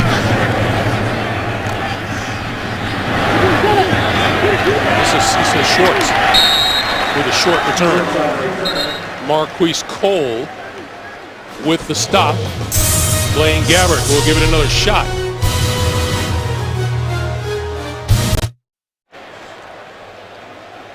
Both starting quarterbacks out of this game for very different reasons. For Mark Sanchez, this game is all but iced. And Luke McCown just did not get it going today. This is Deji Kareem. We're talking about that stretch on the road that the New York Jets were facing, Dan. Well, yeah, again, it starts off with having to go all the way to the West Coast to play the Raiders. But then how is that for a couple back-to-back games, having to go to Baltimore and to New England? Now that is, wow, that is a lot of work. And the San Diego Chargers are still on the radar too. 2nd and 8. Doubleheader action. Games coming up once this one winds down. Kareem to about the 30. Let's get an update from JB and Dan Marino. Greg and Dan, west to east traveling, not hurting the Raiders today. And Jason Campbell bringing his team back from behind. He hits Darren McFadden in the flat. Oakland up 27-24 in the 4th. McFadden, 19 carries, 66 yards, 5 catches, and 51 yards in the touch. It's 28-24 Raiders. Back to Greg and Dan. Thanks, JB. Boy, you got to give the Bills credit. They came from behind to grab the lead. And the game's not over yet. Buffalo is a hard place to win. That pass over the middle to Mike Thomas is complete. And that's enough for a first down. Clock continues to move. We're under 5.5 to play. Meanwhile, Jacksonville travels to Carolina next week. They go to Carolina next week, and then they're home for a couple of games against the Saints and the Bengals.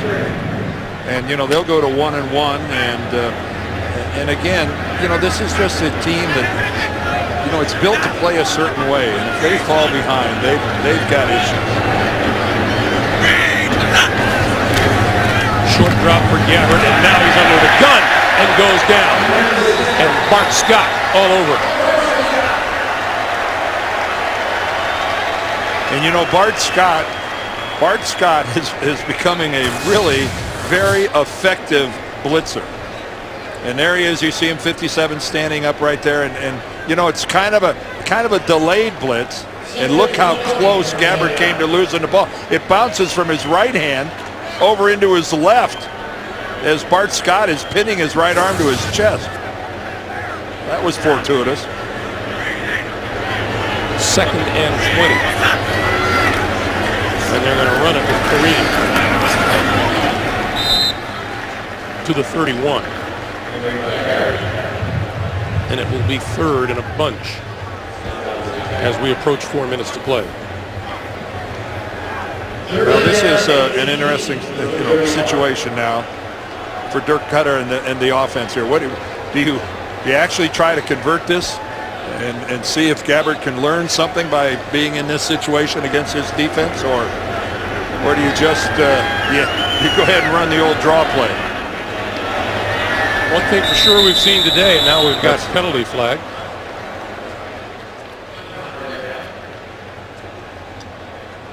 "12 men in the offensive huddle, 5-yard penalty, third down." And when it starts to go wrong, it goes wrong. Want to remind you, stay tuned for the Verizon update, time permitting. One thing Jets fans did see today is a return to prominence of their Jet defense. Yeah, they did. And we talked early on in the telecast about that they were challenged by their coaches. That said a couple of years ago, this Jacksonville team out-toughed them. No player wants to hear that.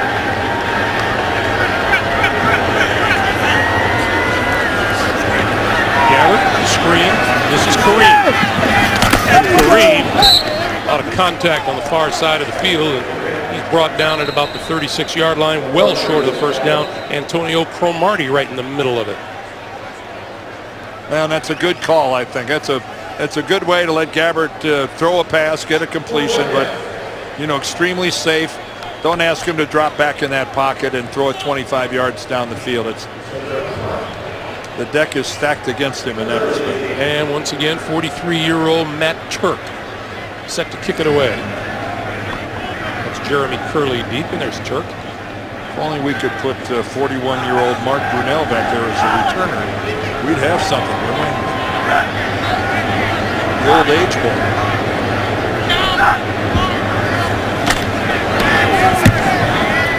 Oh, look at that kid.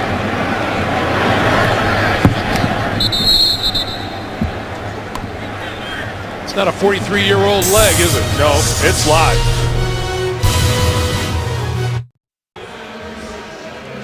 .241 remaining here in the fourth quarter. Plexico Burress, no catches today. Threw at him twice. Well, at least there was a little more balance today by the Jets. 29 runs and 25 passes. That's more along the lines of what they do. This is McKnight on the right side. You know, just keep in mind last week when they beat the Cowboys, they had 48 passing plays and 16 running plays. As you take a look at some numbers, you know, some interesting things happening in and around the league today that the guys back in the studio will be talking about today. I see Cam Newton had the yardage, but he had 3 picks as well. But again, another 300-yard day. Plus, Kenny Britt, again, another monster day receiving. Larry Fitzgerald, no surprise seeing him up there. And before the play clock expires, time will run out here to the 2-minute warning. And we'll get the whistle, and we've got 2 minutes to play. The New York Jets 2 minutes away from going 2-0 on the season. They lead at 32-3. We'll be back right after this.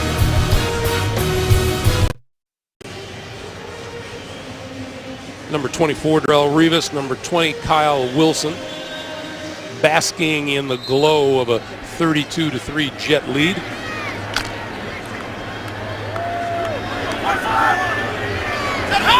You know you're a good quarterback and they won't even throw in your direction, Dan.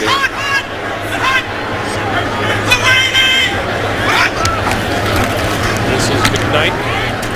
Well, let's be realistic, Greg. This is a Jacksonville passing attack that doesn't scare anybody, and it's certainly not going to scare Darrelle Revis. You know, McCown again, and a relatively inexperienced guy, and now Gabbert taking his place. But that's, I remember the one time when they did go at Revis today, and we couldn't even see the receiver. He had blanketed him to the point where he didn't even show up. Blanketed doesn't even do it justice. Darrelle Revis is he's as good as advertised, and just getting better. Keep in mind he's still very young, 26 years old. Kind of interesting to think about who Jack Del Rio may be considering to start at quarterback next week. Well, he'll have some interesting questions launched at him from the Jacksonville press corps. You're right. I don't know what he does. It's got to start with where he thinks Gabbert is. If he thinks Gabbert isn't ready, if he thinks it would be a disservice to put him out there. Well, then he's got to go back to McCown. That's all he's got. Well, what if he's not ready, but what he has in the rookie is better than what he started with today? Well, then you got to make a decision. Can he handle being thrown into the breach? Cecil Shorts. Fair catch called for and made at the 35-yard line. 27 seconds on the clock. There is Luke McCown.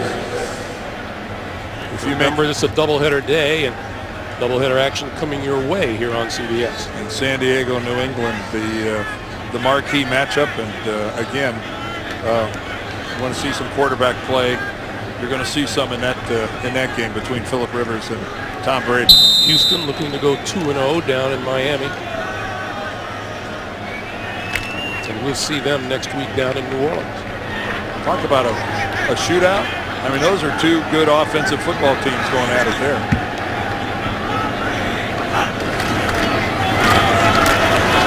This running play brought Bolin, and that will probably do it for the afternoon.